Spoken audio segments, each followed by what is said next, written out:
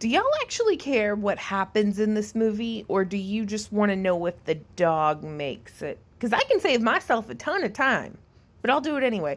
Welcome back, and once again, thank you for trusting me with your full spoiler movie reviews. That thing I do where I watch movies and then I tell you all about them. As always, I am unpaid and unsponsored, and spoilers, all the spoilers. If you don't want spoilers, you can go ahead and scroll. I won't be offended. Spoilers. Okay, here we go! This is the 2025 film, Good Boy. Not to be confused with the one from, like, I think it's 23 or 24 with the guy who makes his girlfriend dress like a furry or some shit. It's not that one. This movie is a horror film told from the perspective of the dog. Which, by the way, he lives.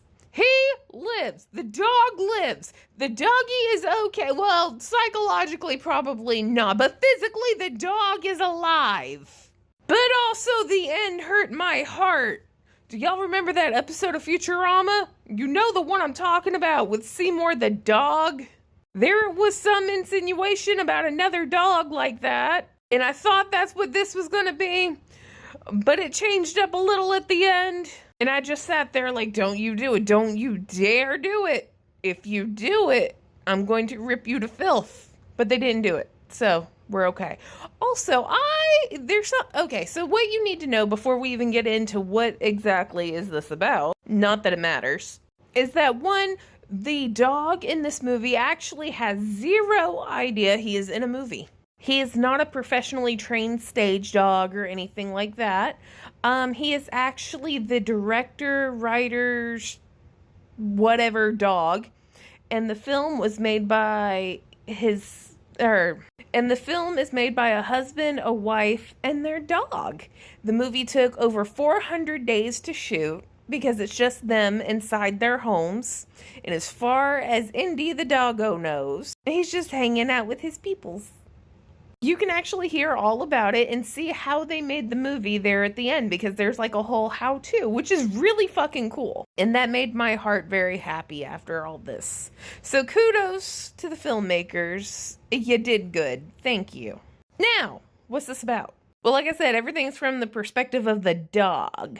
His name is Indy. And Indy has an owner. And the owner, he gets really sick. I think he has cancer. And it went away for a while, but then it came back. And for some odd reason, he just got like this wild idea to move out to his dead grandpa's house, which is like falling down around his ears, but whatever. And apparently the house was haunted, and most people don't live there more than like a few weeks. And his granddad lived in there for years, and I guess he died in there. That's what it made it seem like. Well, our cutie pie Pupperino is seeing shadow figures, and there's a mud man in the basement. That's really fucking scary. He just keeps climbing upstairs. It happens a lot. Well, a couple of times. It's still fucking scary. And like you can just see the owner getting worse. Like he's like sleepwalking at night and banging his head on a wall. It's just different things like that. And like slowly the mud man is kind of like living inside of the owner, and like Indy can like feel it. He can sniff it, he can sense it. And at that point he wants to be away from his owner. But it gets to the point where the owner got so scared of some noise downstairs that he hid under the bed. And he grabbed Indy to hide under with him to save him from whatever was going on. Well, he could sense that the mud man was on the owner, so he bit him on the hand.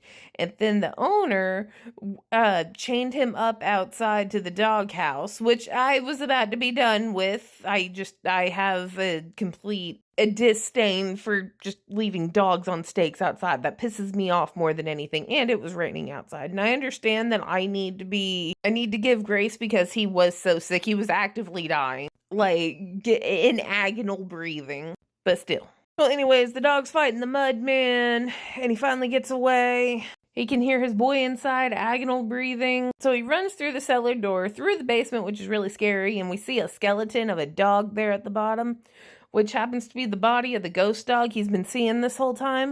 I'll explain that one in a minute. But he manages to get back into the house to his people. His people go to pet him. Looks back, sees his own body, and surprise! Owner died. And then Mudman shows up, and he's got like a chain, and he wrapped it around the soul of Boy and dragged him down the stairs into the basement where there's a big hole. And Indy goes after him and drags him back. But he's like, I can't do it. I'm already dead, Indy. And so he gets dragged wherever the fuck he went. But all the doors were closed in the cellar, and Indy couldn't get out. Like, he couldn't get out of the cellar doors because they were reclosed. He couldn't go out into the house.